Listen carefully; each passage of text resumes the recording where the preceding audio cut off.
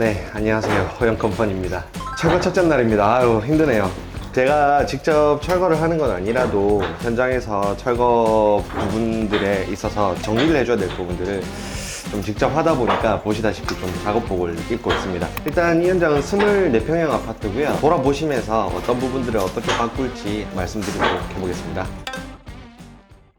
현관 부분은 지금 현관장이 여기 끝부터 저희 끝까지 전부 다 이렇게 일체형으로 가도록 되어 있는데, 이 부분을 두 가지 파트로 나눠서 이쪽은 현관장이 들어갈 거고요, 이쪽에는 이제 장식장이 들어갈 겁니다.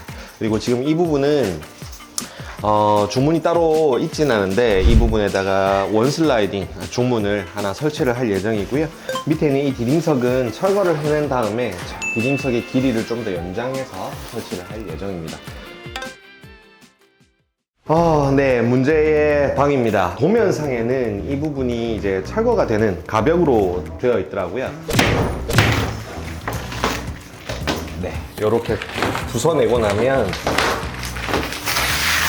네, 옆에 방이 빠꼼하고 보입니다. 그래서 고객님께서는 아직 이 부분을 모르고 계신데, 이 부분 가벽은 철거를 한 다음에 옆에 방의 사이즈를 좀 줄이는 용도로 좀 벽을 물러서 세울 예정이고요. 보통 이렇게 가벽 안쪽에는 석고만으로 마감되어 있는 게 아니라 이제 안쪽에 뭐 차음제 또는 뭐 단열재들이 들어가 있는 경우가 많은데, 이 집은 특이하게 양쪽에서 석고 두 장으로 그냥 마감을 해뒀더라고요. 방하고 방 사이에 이 흡입 역할을 해줄 수 있는 완충제들이 없다 보니까 아무래도 방음도 잘 안 되실 것 같아서 좀 튼튼하게 가벽을 만들어 드릴 예정입니다. 근데 원래 보통 이렇게 서시라고 그러세요? 이거 아파트들이? 지금 여기 보면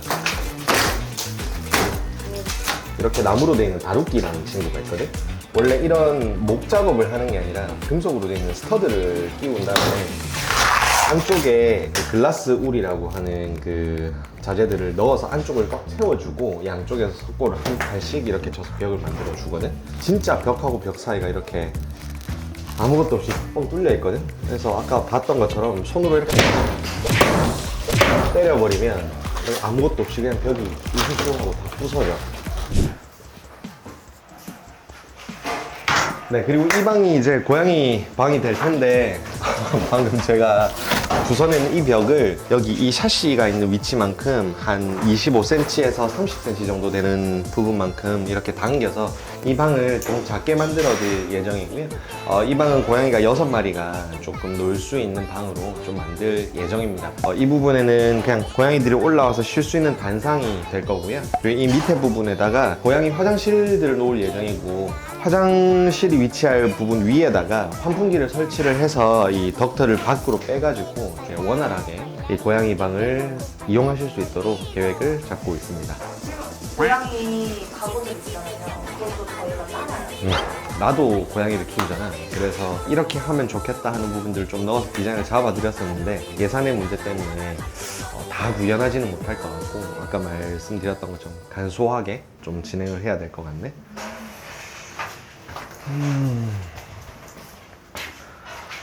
화장실은 오전에 우리 성실하신 철거팀에서 열심히 철거를 해서 지금 얼추 철거가 되어 있는 상태고요. 벽에 있는 타일들을 일단 전체 철거를 했고, 바닥에 있는 타일들도 전체적으로 철거를 했는데, 이만큼의 두께의 기포 콘크리트들이 들어가 있었고, 이 위에 타일들이 이런 식으로 시공이 되어 있던 상황이라서 원 바닥이 나온 상태에서 1차 방수를 하고 WPM003이라는 방수제를 좀 써서 좀 3차 방수까지 완벽하게 방수를 해두고 나서 타일을 붙일 예정입니다. 사실 이런 부분들은 돈을 많이 투자를 하더라도 보여지는 부분은 아니에요.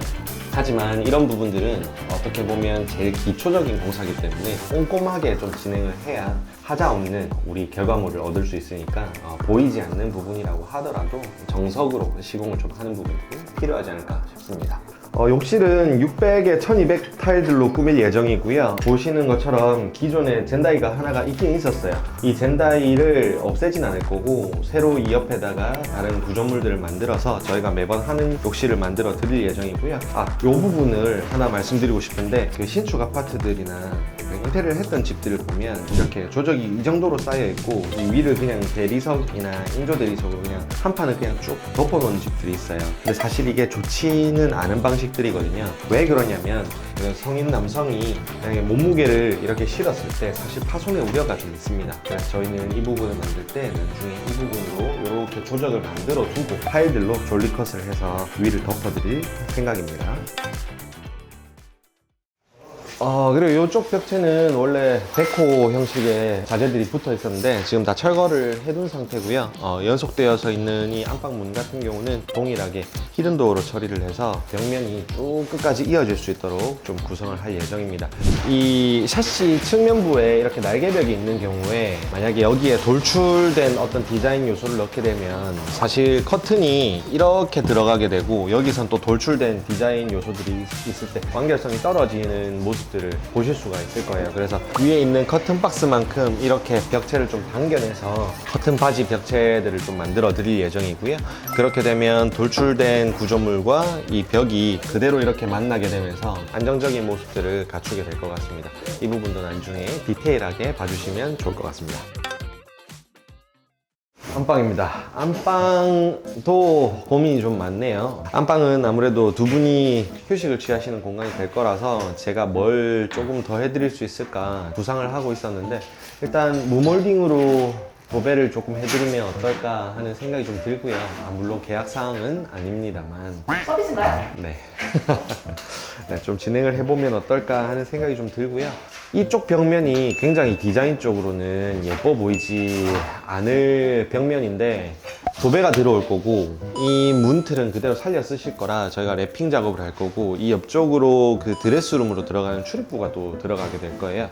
근데 이게 굉장히 조금 좋아 보이지 않을 것 같은 이유가 벽에서 이 문틀이 튀어나와 있는 너비와 여기 옆에 서 있는 이 문이 튀어나와 있는 너비가 2cm 정도 단차가 생겨요. 그리고 문 높이도 이 화장실의 문은 여기서 끝나고 이 드레스룸의 문은 천장 쪽에서 끝날 거기 때문에 굉장히 앞에서 봤을 때 문의 높낮이도 다르고 자재도 다르고 색깔도 다른 모양이 나올 것 같아서 색깔들을 통일하거나 아니면 비슷하게 구성할 수 있는 색감 조합을 찾아서 시공을 해봐 드릴까 싶네요. 이쪽은 드레스룸인데 이 부분엔 디귿자로 이렇게 안쪽에 드레스룸 행거들이 설치가 되어 있었고 다 재사용을 하시고 싶다고 하셔서 이 부분만 좀 달라질 건데 거울 부분들은 철거를 하고 화장대용으로 쓰실 수 있게 좀 거울 장이 들어왔으면 좋겠다라고 말씀을 주셔서 다시 장을 짜드려야 될 것 같네. 그리고 이렇게 철거를 해놓고 나서 고객님이 한번 방문을 주시게 될 건데 우리는 그때 좀 생각과 달라지신 부분들을 좀 확인을 하고 디테일한 부분들을 좀 수정할 수도 있을 것 같네. 이렇게 또 새로운 현장이 진행되고 있는데요. 앞으로 한 5주 정도의 기간 동안 열심히 또 이쁘게 한번 만들어 보도록 하겠습니다. 어떻게 완성될지 한번 기대해 주세요. 감사합니다.